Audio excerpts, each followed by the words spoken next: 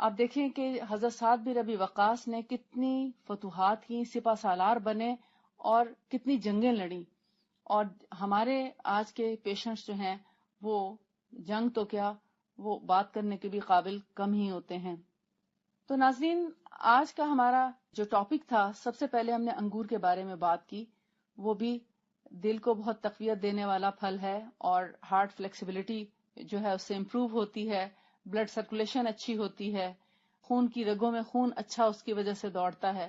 انگور پھلوں کا سردار پھل ہے، یعنی اس کے اندر بہت زیادہ نیوٹریشن پائی جاتی ہے، لہذا انگور کھانا ہماری صحت کے لیے بہت اچھا ہے۔ پھر ہم نے تخم رشاد یا حب الرشاد کی بات کی، جو کہ ایک بہت عمدہ دوا ہے، اور نبی صلی اللہ علیہ وآلہ وسلم نے اس کو استعمال کرنے کا مشورہ دیا۔ یہ جلد کی خرابیاں ہوں، سکن ڈیزیزز ہوں، یا ریشہ ہو چھاتی میں، اس کے لیے یہ بہت عمدہ دوا کا کام کرتا ہے۔ پھر ہم نے میتھی کے اوپر بات کی، میتھی دانہ۔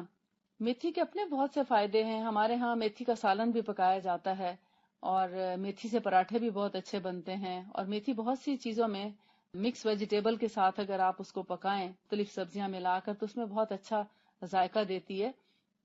تو میتھی جو ہے وہ گیسٹرک پرابلمز کو بھی دور کرتی ہے، ہاضمے کو بہت اچھا کرتی ہے، ڈیٹاکس کرتی ہے باڈی کو۔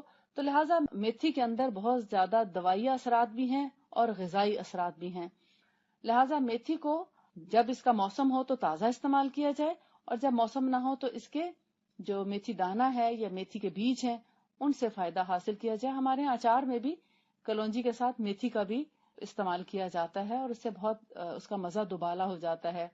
جن لوگوں کو بال گرنے کا مسئلہ ہو، یہ بالوں میں بھی بہت اچھی ہے، بالوں کو خوبصورت بناتی ہے، گھنا کرتی ہے، اور اس کو دہی میں ملا کر اگر گرمیوں کا موسم ہو تو لگائیں، 1 گھنٹے کے لیے، زیادہ دیر کے لیے نہ لگائیں، لیکن سردی کے موسم میں اس کو کبھی نہ لگائیں، کیونکہ اس سے سر درد پیدا ہو سکتا ہے دہی لگانے کی وجہ سے۔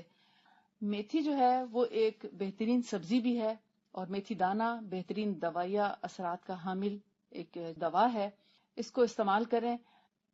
انگور ہوں یا حب رشاد، میتھی ہو، جو چیز بھی اللہ کے نبی صلی اللہ علیہ وآلہ وسلم نے اپنے مبارک الفاظ میں فرما دی، ہمارا ایمان ہے کہ اس میں نہ صرف یہ کہ غذائیہ اثرات ہیں، اس میں دوائیہ اور شفائیہ اثرات بھی ہیں۔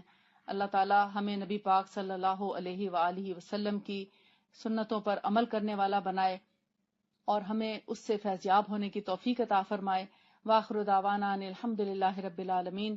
سبحانک اللہم وبحمدک، اشہد ان لا الہ الا انت، استغفرک واتوب الیک۔ السلام علیکم ورحمۃ اللہ وبرکاتہ۔